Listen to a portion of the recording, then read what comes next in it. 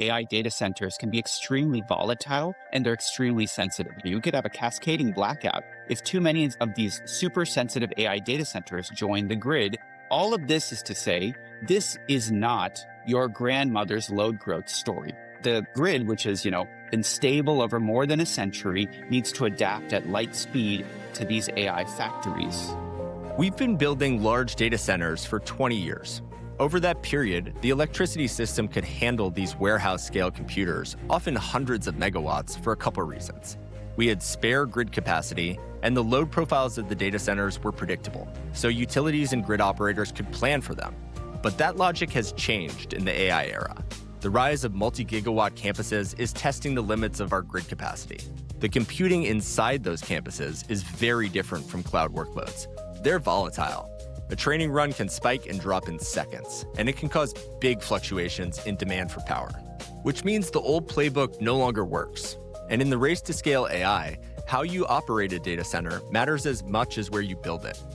There's 100 gigawatts or more of latent power capacity just sitting on our existing grids that we could use to power data centers. But if they can be flexible, just modestly flexible, a small percentage of the year, we can fit more data centers immediately onto power grids. This is Critical Capital.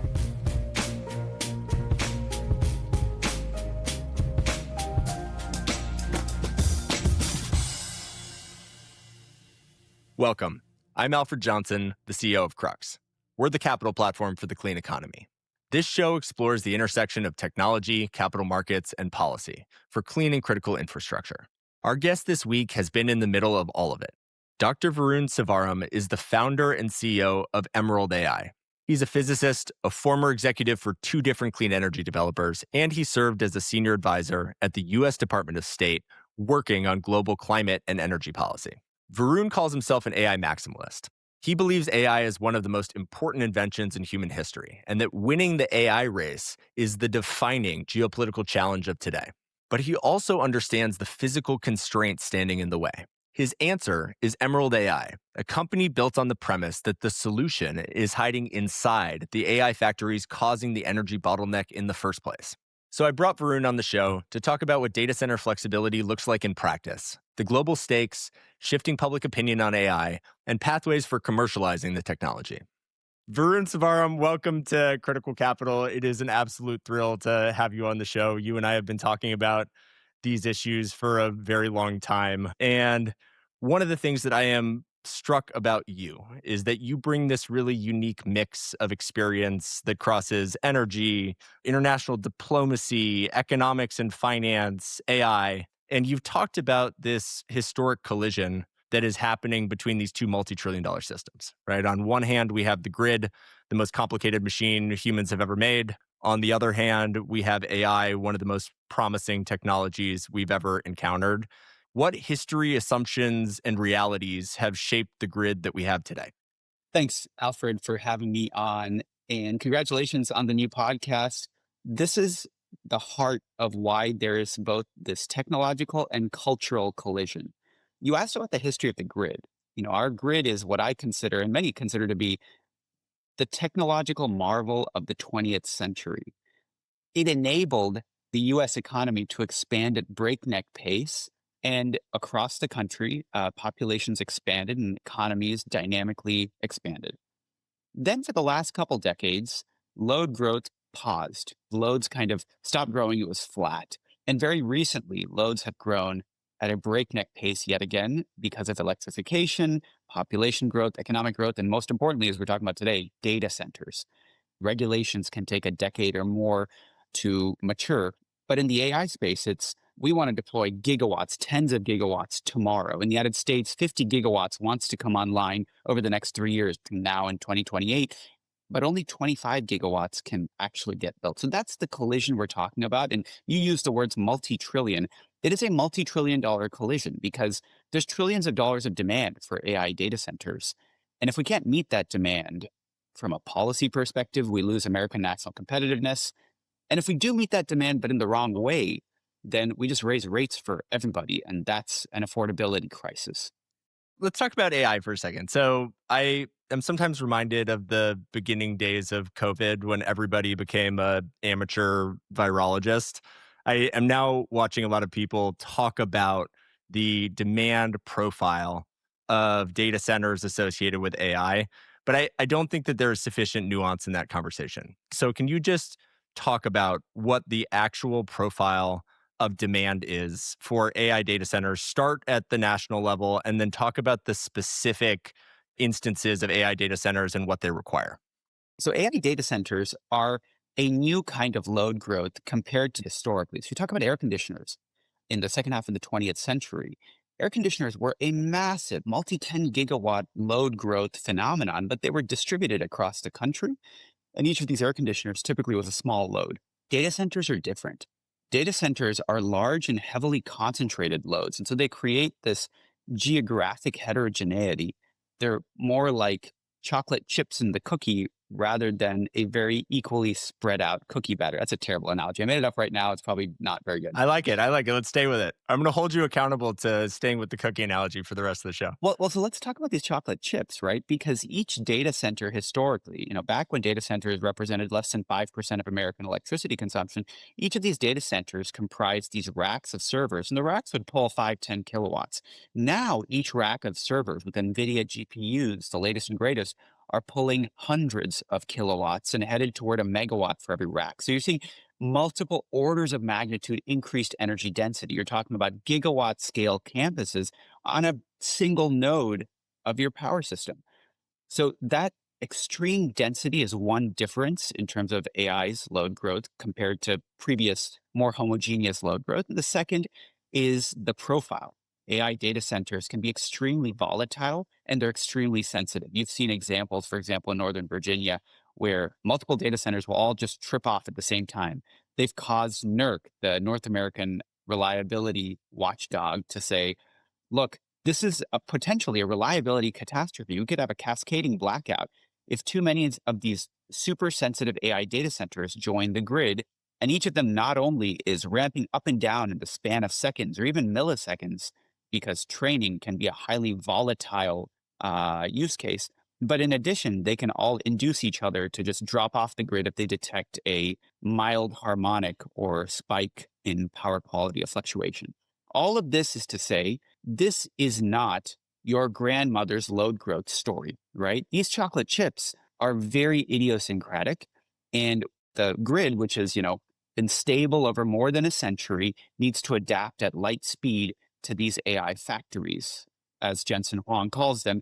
We believe that AI factories can also be adaptive, responsive, flexible assets on the power grid to help the power grid out instead of the relationship only running one way, where the power grid itself has to accommodate these extraordinarily different and demanding loads. And Varun, what could that look like in practice? I know that you recently ran this experiment in Phoenix where you were able to prove that flexibility can achieve much better outcomes. So, what could flexibility look like if it existed across the grid? So you mentioned the Phoenix demonstration that we did. We've actually done 5 demonstrations at commercial data centers around the world, starting with Phoenix with Oracle, Chicago, Virginia, London in the United Kingdom with National Grid, Oregon, Hillsboro, Oregon. Across these demonstrations, we've showcased that flexibility is possible where these AI factories act as real assets. And you asked, Alfred, what's the potential here? The potential here is in the United States, as Tyler Norris at Duke University wrote, there's 100 gigawatts or more of latent power capacity just sitting on our existing grids that we could use to power data centers. And around the world, that number more than doubles. There's plenty of existing stranded grid capacity that we just can't use today because AI factories or data centers are not able to be flexible yet or haven't been given the right incentives to do so. But if they can be flexible, just modestly flexible, a small percentage of the year, we can fit more data centers immediately onto power grids. So that enhances America's AI competitiveness. We can keep rates low because we better utilize our existing power system instead of triggering these exorbitant upgrades that cost everybody in the community additional rates. And we can keep the grid more stable and reliable because the AI factories can respond to fluctuations and needs of the power grid. That's like 3 birds with 1 stone. It's just, Alfred, you and I served in policy. You never get a 3 for 1. You barely even get a 2 for 1. Typically, there's a trade off. There's almost no trade off here, which is a very rare thing. And the reason that I wanted to jump on this idea and found a company is you can get 3 amazing things for very little cost or trade-off, and that's why this technology works so well. Yes, and so we have these multi-trillion-dollar systems colliding, right? We've got the energy system, we have AI, and that all exists within the context of a complex world, right? People consume power at different times, the sun shines brighter, the wind blows faster, sometimes it's hot, sometimes it's cold. Talk about temporal flexibility and spatial flexibility. Why is it important that we be able to control the loads from a time perspective and then also be able to distribute those loads across the country?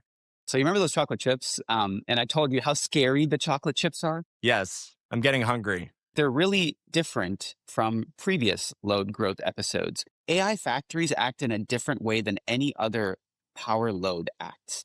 An AI factory is electronically controllable, which means literally from a laptop, we are able to modulate the consumption of these GPUs. They don't have these massive operational drawbacks of other loads. So if you tried to stop a factory from using energy, you might stop producing cars. There might be some ramp down, ramp up time, etc. Machinery gets harmed. That's not necessarily true if you do it gracefully with software for an AI factory. And most interestingly of all, AI factories can move their workloads from one location to another at the speed of light, which you can't do with any other user of energy. You asked about temporal and spatial flexibility. Temporal flexibility means that you might have some jobs running in an AI factory. Maybe it's fine tuning some models that you can slow down or pause because the customer finds that acceptable. They're like, I really don't need this model fine tuned right this very minute. I can wait an hour or a few hours. Spatial flexibility is where you can move AI workloads from one location to another. Serving inference, you may be speaking with a chatbot, and the milliseconds that it takes to move from Virginia to Chicago, as we demonstrated with Oracle at their data centers, the milliseconds that it takes to move are tolerable for a user who expects responses on the scale of seconds, if that, right? I just got a ChatGPT query back right before this podcast. It took 3 minutes of thinking. I would be okay if it took 500 milliseconds more. My point here is there is inherent flexibility that we can take advantage of in these AI factories and the network of which they're a part. And taking advantage of that flexibility and putting it together with other kinds of flexibility, such as what I call resource flexibility. If you have an on site battery that you can discharge if it's at an appropriate state of charge, you put all these together, and these AI factories can become living, breathing, responsive entities. You described a win-win-win earlier and how if we're able to be more flexible, we can achieve much better outcomes. Do you see a win-win-win geopolitically? So is it possible that AI will be this really positive force that can play out in better geopolitical and global cooperation? Or are we just in this present reality that is inherently more competitive? And how will that play out as the US and China both invest as aggressively as we are in AI infrastructure and energy? Alfred, you and I are both Council on Foreign Relations members. And so in some sense, we're both committed to finding innovative ways for countries to collaborate and cooperate on the global stage. But make no mistake, I was an international relations double major along with physics in my undergrad. I am a realist through and through. That means I come from the standpoint of nations exist in a state of anarchy, competing against one another, and it is brutal geopolitical competition. On the margins, it would be great to find ways for them to cooperate, but I am under no illusions that there is a governance superstructure that constrains nations, least of all the United States. Under that backdrop, under this backdrop of brutal anarchic competition, I think that winning the AI race is absolutely critical for the United States in this generational competition with China first and foremost, and with a series of other adversaries and competitors. China has 400 gigawatts of spare power capacity by 2030 that it can deploy toward AI data centers and AI factories. Energy is not its bottleneck. Chips are China's bottleneck, and the position is reversed in the United States. Chips are not our bottleneck. We are not going to be fab limited in 2030, but we will be energy limited on current course and speed. That's why unlocking the energy capacity for AI deployment in the United States is the most critical question for geopolitical competition. There's so many other issues, Alfred, that you and I could talk about. We could talk about the Strait of Hormuz. We could talk about drone warfare in Europe, et cetera, et cetera. The number one determinant of America's geopolitical success in the 21st century, in my opinion, is going to be how many data centers we can build in America. And that's a provocative claim, right? Others say, do we really need them in this country? Like, might it not be possible to have a network of AI data centers in allied countries, which I actually think is a great idea. But the ability to build AI infrastructure in the United States, I think, is a crucial determinant of our ability to stay ahead in the frontier model race, our ability to make our economy a low latency AI driven economy, and our ability to develop the AI services and goods that we can then use to make our economy the most technological advance in the world and export those services around the world in order to build lasting economic prosperity under the backdrop of a brutal, anarchic military and geopolitical competition. There's no question. We got to build them at home, and unlocking power is the key to do so. Okay, so we are existing in this state of global anarchy. There are chocolate chip cookies that are on the table and can be accessed by various countries around the world. We need to build urgently energy infrastructure, AI. We need to make that more flexible. What's holding us back? We started here, Alfred, with this historic collision between two systems that really weren't designed to work at the same speed or in the same way. The grid, which is historically extremely conservative and risk averse. Electric utilities will offer you a connection, for example, but before they do so, they'll run a study to make sure that in the absolute worst case, over the next 10 years, they'll still be able to serve you at that worst moment when all the air conditioners are running in Phoenix and you, data center, are acquiring your absolute peak capacity. And if they can't serve you in that study, they're going to say, wait in line for 10 years while I build out my grid to serve you at that peak. That's kind of one cultural approach. And the other cultural approach is move really fast, sometimes break things. Those are the chocolate chips of the cookie, the data centers coming in and saying, connect me right now, I'm ready to go. And by the way, if you don't connect me, I'm ready to go off grid. I'm going to build my own on-site infrastructure. I'll even go into space, right? We're at a critical juncture right now. Because if we make the wrong choice, and we do in fact induce the data centers, the AI infrastructure to go off grid, it's bad for everybody. This is counterintuitive. You might say, wait a minute, you're not connecting to my local power grid. So my local community is not going to see rising rates because the AI data center just went off and did its own thing. That's great for us. It's actually terrible. Every local community in America will suffer if AI data centers decide not to connect to their local power grid. Because if they do that, they are depriving the local power grid, the local community, of the revenue that comes from these large and lucrative customers. And over the long run, if most of American GDP is driven by AI, which is what I believe, and most of that GDP goes off of the grid, that public grid is going to be left to serve its local community and be overburdened without the benefit of its best customers, which will have left.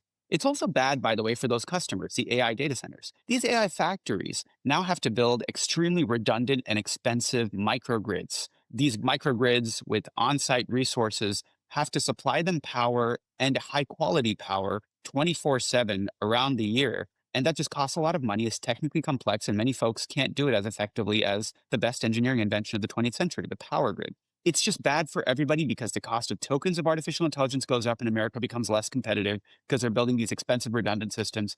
And the public grid is burdened. By the way, if you build these islands off grid, you actually raise costs for everybody because they monopolize or increase the demand for rare equipment, natural gas generators, switchgear, and increasing the cost of these equipment for everybody happens if you build redundant, inefficient systems. So I really want to make sure that we connect AI data centers, AI factories to the public power grids. I want to make sure that utilities can serve these new lucrative customers. And I want to make sure we do it in such a way that everyone's rates go down because the data centers are willing to be at least a little bit flexible as grid allies. So the biggest thing holding us back is the inertia of history. And it's time now to do things a different way.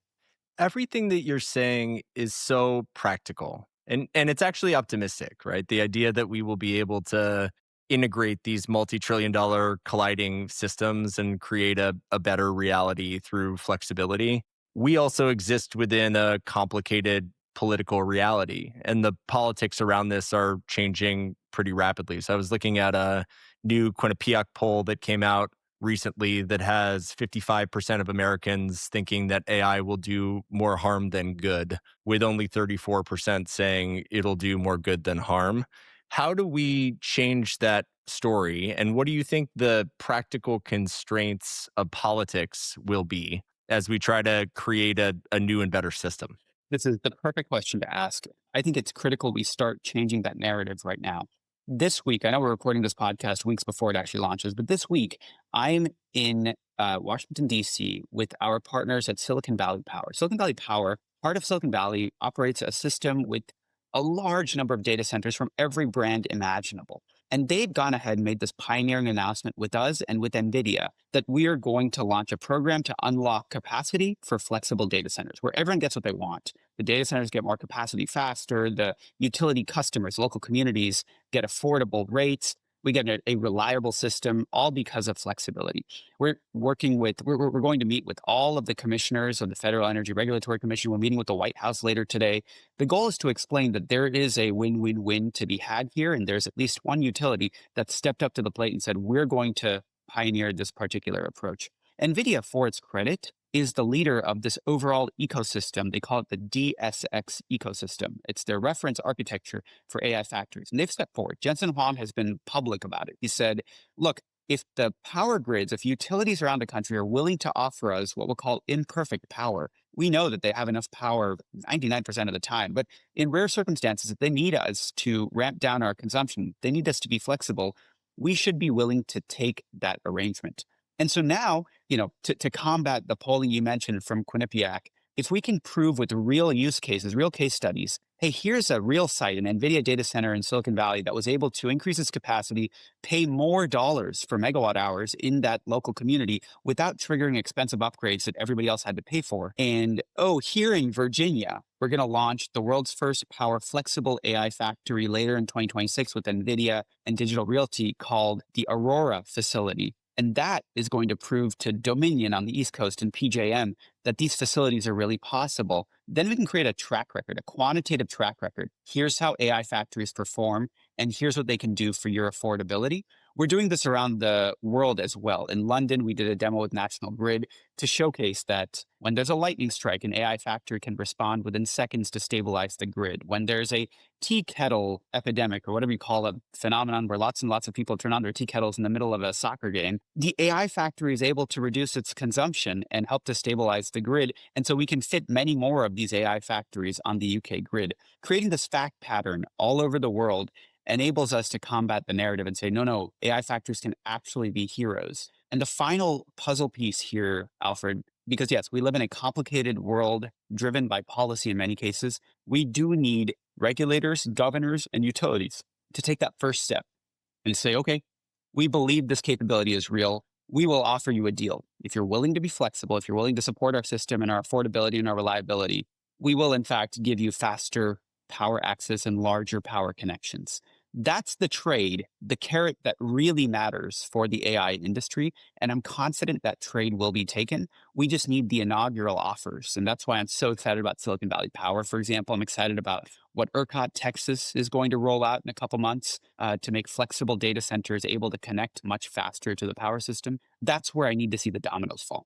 And as those dominoes start to fall, I imagine you'll be having a lot more conversations with utilities across the country. And utilities are not historically seen as being very fast moving in adoption of new technologies. When you bring a case study like the Silicon Valley Power case study to a utility in another part of the country that has less experience with this, what do those conversations go like? What's it like to be in the room?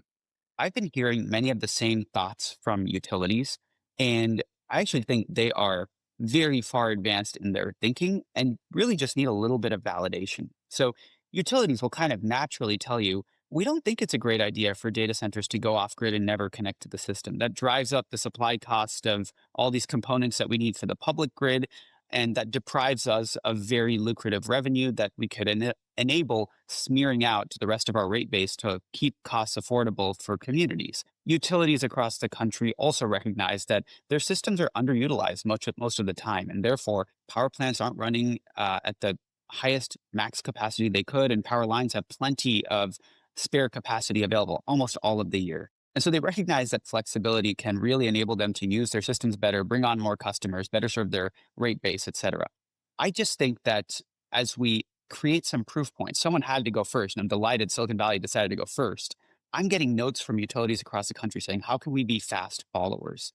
So that record of examples showing that, hey, this works, someone took the risk and did something innovative, enables other utilities to step forward. It also requires political leadership. Look, every governor in the country wants the economic development and tax boom of data centers without the rate affordability degradation that data centers could potentially bring. To be clear, I don't think data centers have raised costs historically, but they very well could in the future if they continue to trigger grid upgrades. And so politicals, right, governors, the White House need to step forward and say it's critical that across the country, we bring in these grid friendly data centers. We give them a real incentive to connect faster.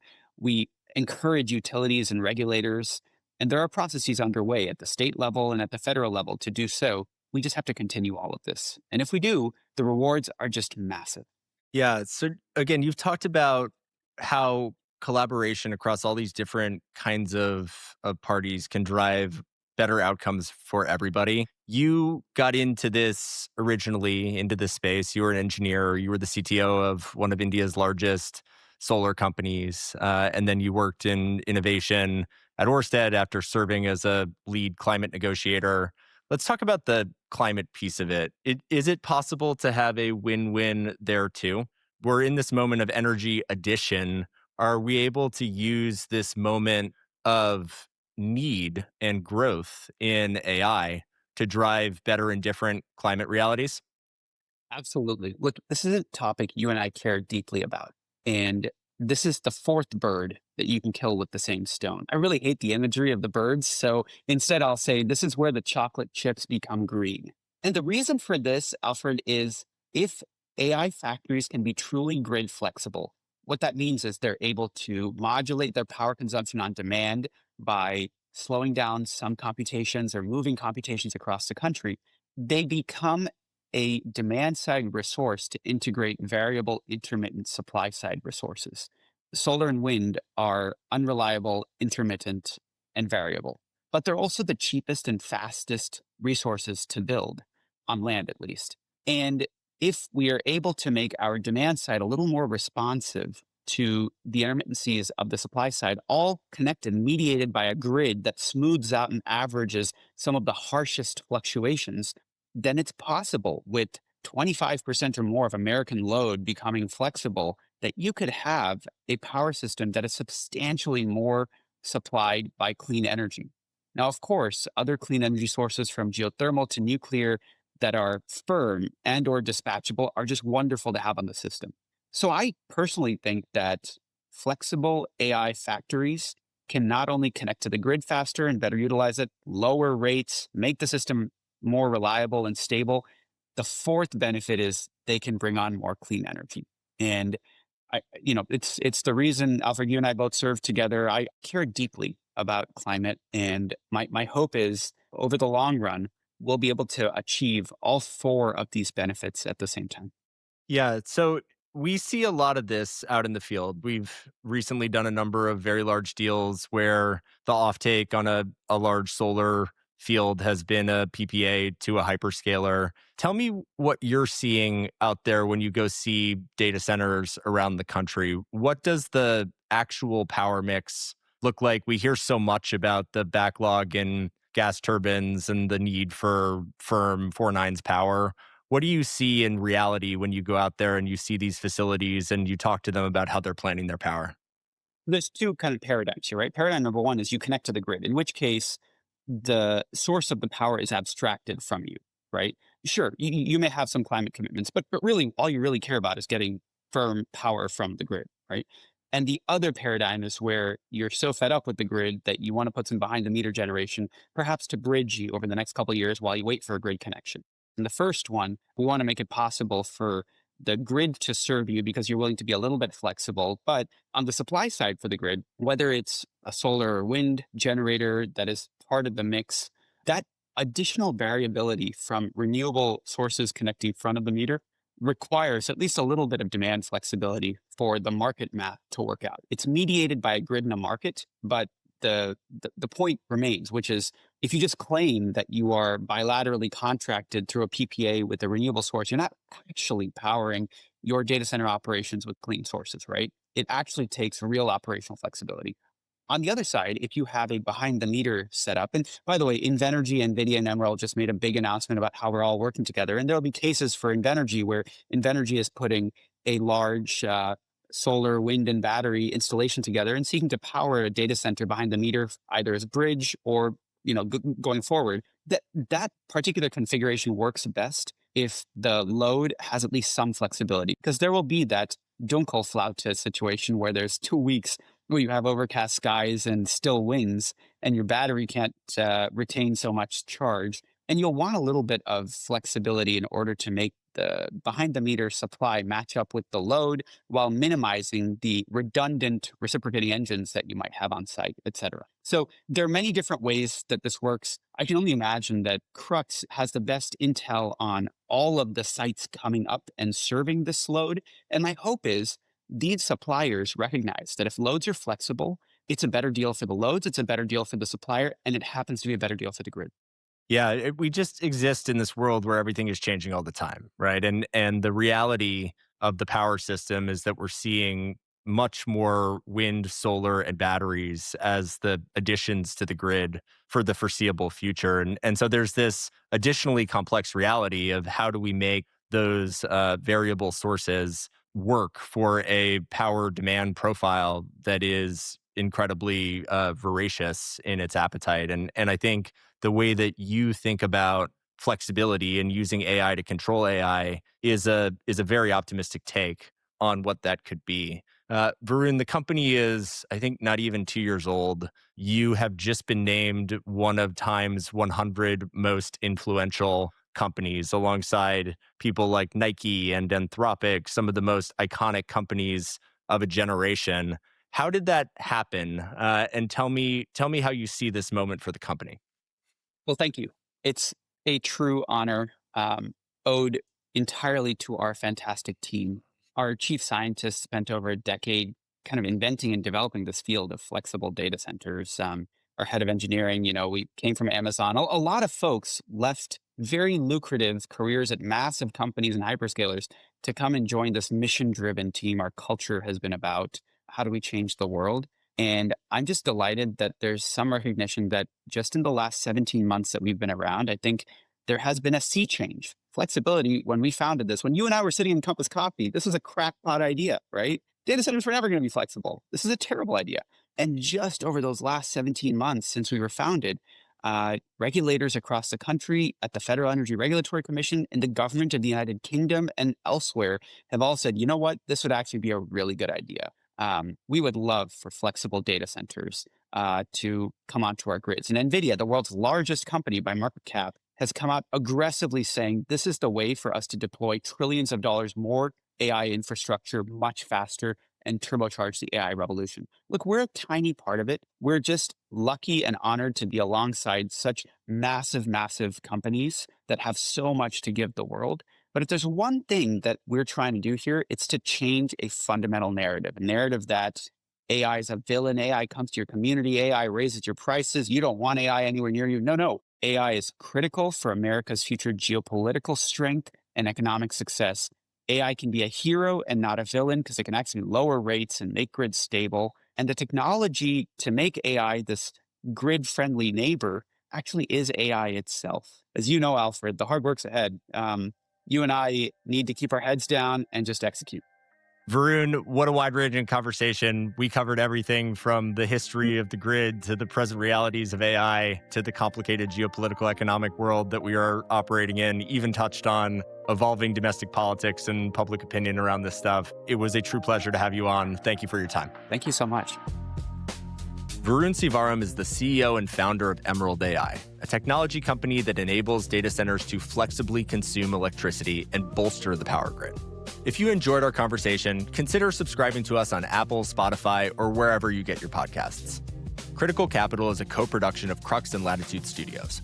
Our production team includes John Sheehan, Jenna Herzog, Stephen Lacey, Ann Bailey, and Sean Marquand. The show is mixed by Matthew Filler. Additional production by Emily Hughes and the excellent team at Crux, the capital platform for the clean economy. I'm Alfred Johnson. Thanks for listening.